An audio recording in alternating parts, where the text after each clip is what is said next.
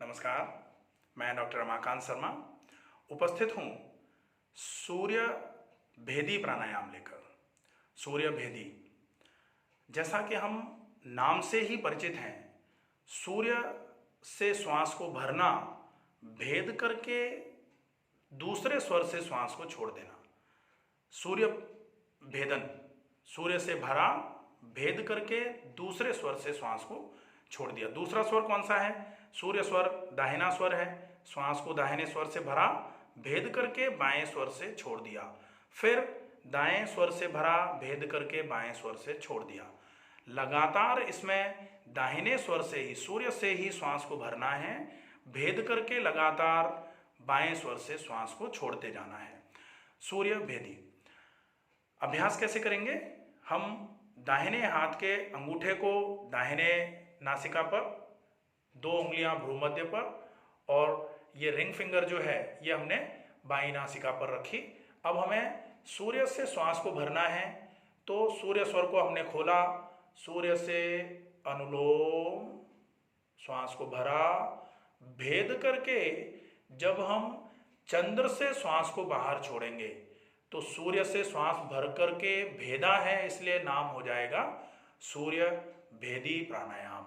और इसमें सूर्य से श्वास को भरना, भेद कर चंद्र से छोड़ना, फिर सूर्य से ही श्वास को भरना, भेद करके चंद्र से छोड़ना, फिर सूर्य से भरना, भेद करके चंद्र से छोड़ना, सूर्य से भरना, भेद करके चंद्र से छोड़ना।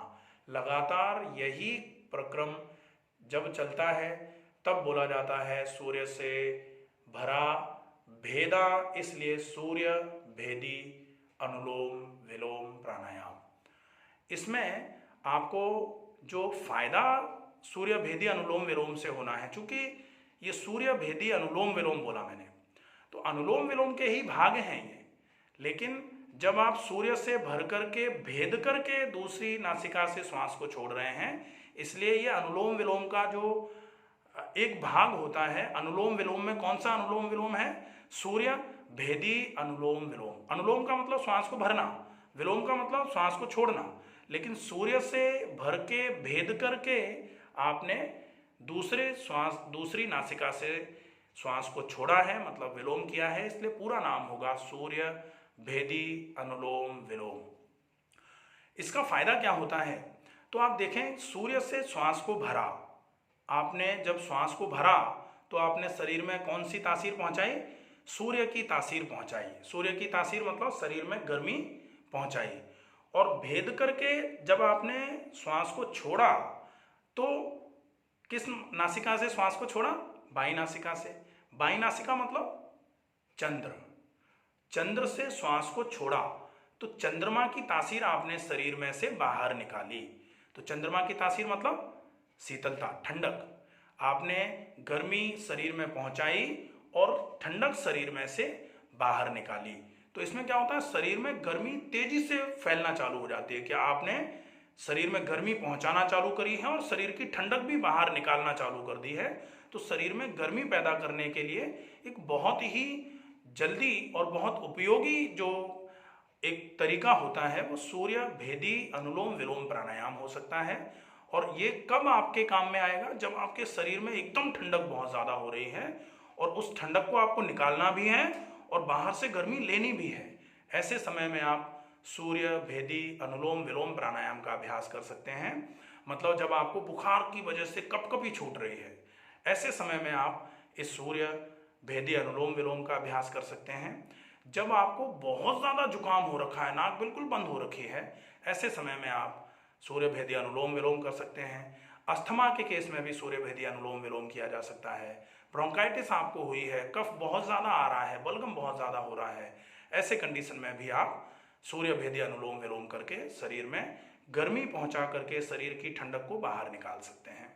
जोड़ों से बहुत ज़्यादा जो परेशान होते हैं और क्रॉनिक अर्थराइटिस जिनको है, वो भी इस प्राणायाम को करके अपनी समस्या में थोड़ा फायदा ले सकते हैं। इस प्राणायाम को कब नहीं करना है?